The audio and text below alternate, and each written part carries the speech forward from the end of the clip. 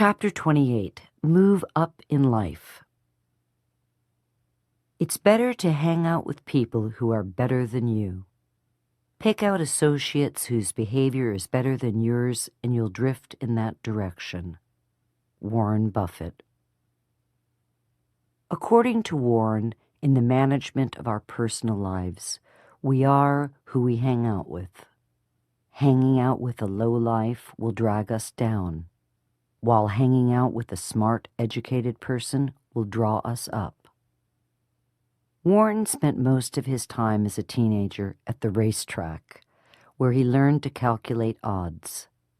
Instead of falling into a life of gambling, however, he was able to put his knowledge of calculating probability to use in college and graduate school.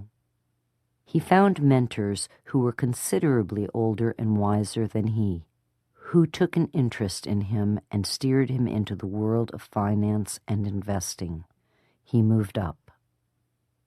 In Warren's early days of running an investment partnership, he cultivated friendships with Omaha's business elite, including Nick Newman, who took warehousing techniques developed during World War II and used them to create the modern supermarket chain, and Jack Ringwalt, founder of the National Indemnity Company, who introduced Warren to the concept of disciplined underwriting.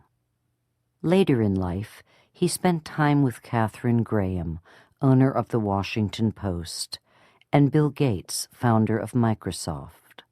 These friendships paid off for Warren over the years and gave him creative, successful business role models to emulate. Warren's lesson here: we are who we associate with.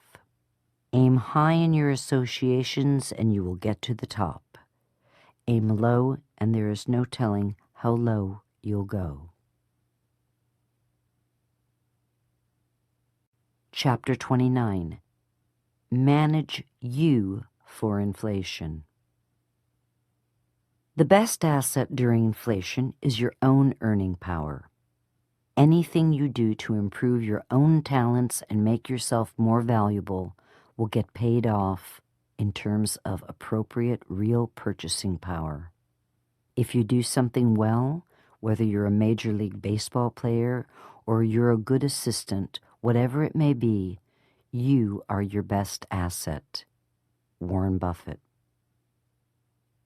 Warren says you should think of yourself as a business. Although you may not look like a business or act like a business, you're a business with an infinite ability to earn, and your greatest asset is yourself. When you're young and inexperienced, your business doesn't make much money, but the more education and experience you acquire, the more your earning potential increases. Education and experience are the two keys to getting your business up and running. Whether you are an accountant or a rock star, everyone starts at the bottom and works their way up. Yes, Daddy may have opened a door or two, but the reality is that to get to the top and stay at the top, you must have the energy and drive to excel at your chosen craft or profession.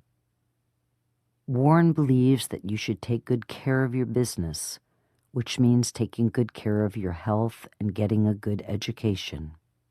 You should find ways to improve your earning potential and protect it from disaster. When it comes to staying ahead of inflation, nothing beats your potential to earn. The more special your business is, the freer you are to raise prices.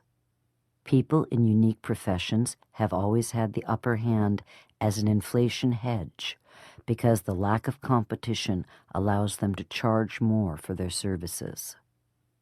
The rule here is simple. Each of us is an economic entity with great earning potential. And if we take care of ourselves and get an education, our economic potential is infinite and will not only keep up with inflation, it can even make us rich. Chapter 30. Managing Personal Borrowing. You can't borrow money at 18 or 20% and come out ahead. I can't. I'd go broke. So stay away from debt as much as possible. When you get an amount for a reasonable down payment, you find a home you like, buy it. But don't do it until you can handle it, and take on obligations you can handle. Avoid the others. Warren Buffett. The world of retailing has gone from selling you a product to selling you the money to buy a product. The modern merchant makes money loaning consumers the money to make purchases. It used to be that merchants made their money on the markup of merchandise, but in the age of volume discounting and stiff competition, those margins have slowly eroded. But imagine if you could make money not only on the sale of goods, but also by loaning the customer the money to make the purchases. You get to cash in twice, when the consumer borrows the money and when he spends it. When businesses learned that they could loan us money at 18 to 20%, they figured out very quickly that they could make more money by loaning money than they could by selling goods. Credit card companies figured this out years ago. They finance the purchase of even the smallest items. And if you don't get your bill paid off in total or on time, they charge you outrageous interest. This is not just a good business. This is a great business, and the merchants have followed. Modern furniture, appliance, and computer stores are now banks in disguise. They would much rather finance your purchase of a new TV or refrigerator than allow you to pay in cash. In order to facilitate this money-making scheme, the modern merchant will offer you the product for no money down and for no payments for 60 days as long as you sign the loan agreement. Warren's advice is to play it safe and avoid any loan obligation that you can't comfortably handle. How safe? Warren paid $34,000 for his first house, and he still lives in it. He drove a cheap car long after he was a millionaire. By being conservative with his money and not overspending, he accumulated a surplus to invest. He invested well and became super rich.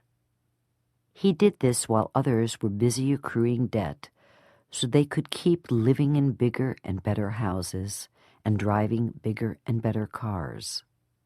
Think of this in terms of the tortoise and the hare. The hare piled on more and more debt so that he could live a faster and faster life, while the slow tortoise lived well below his means, investing the difference for his future. Along comes the recession, and the fast-moving hare crashes and burns in an inferno of debt, while the debt-free tortoise keeps on going. Remember, borrowing less and saving more is the path to riches and to sleeping well at night. Borrowing more and saving less leads to wild times and breadlines. In closing, we want to thank you for taking this journey with us as we explored Warren Buffett's management secrets. For those of you who are interested in Warren Buffett's investment methods, may we recommend our other 5 books: Buffettology, The Buffettology Workbook, The New Buffettology, The Tao of Warren Buffett, and Warren Buffett and the Interpretation of Financial Statements. For those of you with specific questions, please feel free to write us directly at marybuffettology@gmail.com and davidbuffettology@gmail.com. It may take us a while to get back to you, but we assure you that your thoughts and ideas are very important to us, and we very much look forward to hearing from you. Best wishes, Mary Buffett and David Clark. Warren Buffett's Management Secrets is available in hardcover from Scribner. Also available from Simon & Schuster Audio, The Buffettology Collection by Mary Buffett and David Clark, read by Mary Buffett.